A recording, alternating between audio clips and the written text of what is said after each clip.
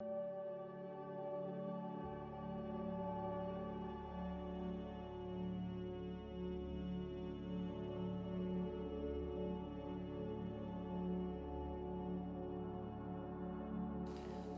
दोस्तों, कैसे हैं आप सब लोग। उम्मीद करती हूँ कि आप सभी ठीक होंगे।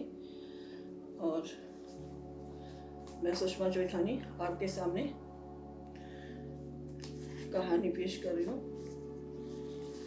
कहानी है बीजल घर आई, जो कि वासुदेव मोही ने लिखी है। इसका दूसरा एपिसोड मैं पढ़ने जा रही हूँ।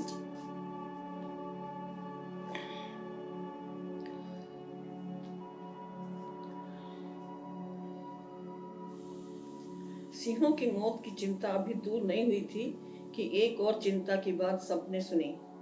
4-5 महीने के एक शावक को मरा हुआ पाया गया। घटना अमरेली तरफ की थी। 2 पग्गियों के ने बताया कि एक सिंह उस क्षेत्र में अकेला घूम रहा था।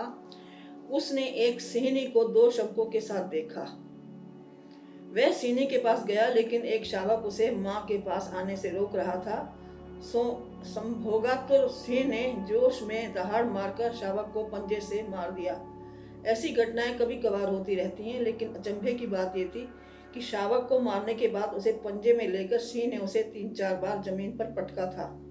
पोस्टमार्टम रिपोर्ट से मालूम हुआ कि शावक के कंधे की तथा पीठ की सारी हड्डियां टूट गई थी। संभोग के लिए पगलाए सिंह को वास्तविकता के बारे में सोचते हुए जीवा जब घर पहुंचा तो एक और चिंता जैसे उसका इंतजार कर रही थी। हेतल ने उसे बताया कि मीनू सुबह से ही घर नहीं है। जीवा खटिया पर गिर गया। खोज बेकार थी। उसे पता था कि मीनू अवश्य रत्ने के साथ चली गई होगी। जांच की पता चला कि रत्ना भी घर में नहीं है। पुलिस में फरियाद करें, पर बेमतलब लगी। क्या करेगी पुलिस? पैसे लुटेगी। दोनों को अगर पकड़ लाई भी तो पुलिस खुद ही कहेगी मियाँ बीवी राजी। क्या करेगा काजी? बस भुला दें कि कभी हमारी कोई बेटी थी, वह मर गई, वह हमारे लिए। नीच रत्ने के साथ रहने के बाद वह वैसे भी मर चुकी है। कभी उसका मुंह नहीं देखेंगे। सारी रात जीवा मीनू के बारे में सोचता रहा। मीनू को जीने का कोई हक नहीं है। उसने माँ बाप की इज्जत दागदार की है। अब अगर वह मेरे सामने आई भी तो मैं मार दूंगा। उसे मार देने में ही कोई पाप नहीं है। थोड़ी दूरी पर ही खुला कुआं है, पानी से लबालब। मीनू को उसमें धकेल दूंगा। हर कोई उससे दुर्घटना मानेगा। कितने छोटे बड़े जानवर खुले कुएं में गिरकर मर जाते हैं। आज उठने में देर हो गई थी। जल्दी से वह वन में दाखिल हुआ कि पग्गी जावेद ने आकर बताया, पग्गी शाहिद खान पठान को एक छिड़ी हुई सिंहनी ने हमला करके बहुत घायल कर दिया था। सिंहनी समाधि ग्याला गांव में रहकर गलियों में चक्कर लगा रही थी। गांव निवासियों को उसकी दहाड़ में बेचैनी और नाराजगी लगी। उसे डर लगा कि शायद वे आदमियों पर भी हमला कर बैठे। उन्होंने वन अधिकारियों को इतला दी। उसे पकड़ने के लिए तुलसी शाम से टीम के साथ शाहिद खान भी था। शाहिद खान उसके नजदीक बिल्कुल शांति से गया। जब वह किसी झोपड़ी में बैठी थी, उसी वक्त अचानक सिंहनी ने उस पर हमला किया। उसकी पीठ खून से लथपथ हो गई। वह टीम की जीप के ऊपर चढ़ गई। वन अधिकारियां सुन्न करने के लिए 3 शॉट के बाद उसे पकड़ लाए। शाहिद खान को तत्काल अस्पताल भेजा गया। उसका खून काफी निकल चुका था। जीवा अंदर ही अंदर बहुत कुड़ रहा था। वह अफसरों द्वारा दिए गए अंकुर बो भी रहा था, गुस्से में सोच भी रहा था, आखिर सिंहों को हुआ क्या है? आदमियों पर हमला। कुछ दिन पहले खबर आई कि गिर सोमनाथ में किसी दूसरे क्षेत्र से आया हुआ सिंह गांव के एक बाहर शौच करते 7 साल के लड़के को गर्दन से पकड़कर वन में ले गया और उसे मार दिया।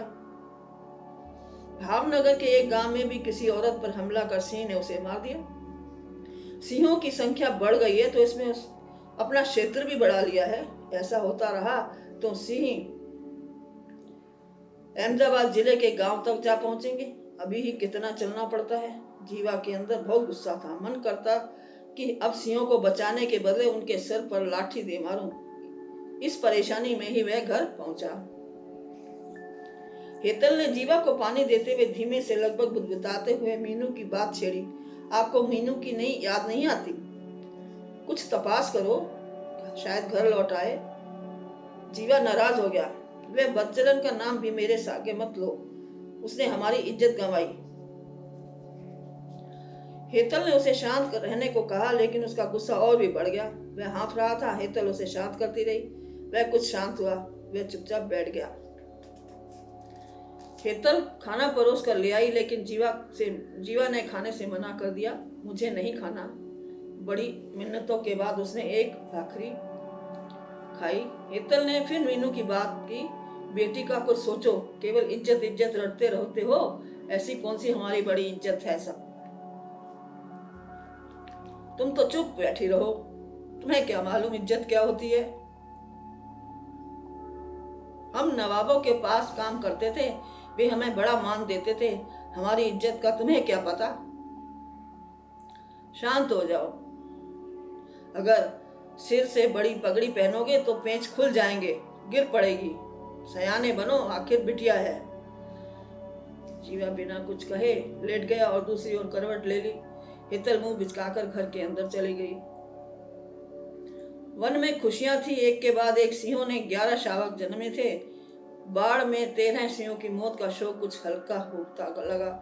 जीवा भी आज बहुत खुश था। साहबों ने उसके काम की बहुत प्रशंसा की थी। उसे बहुत ही अच्छा पग्गी माना गया था।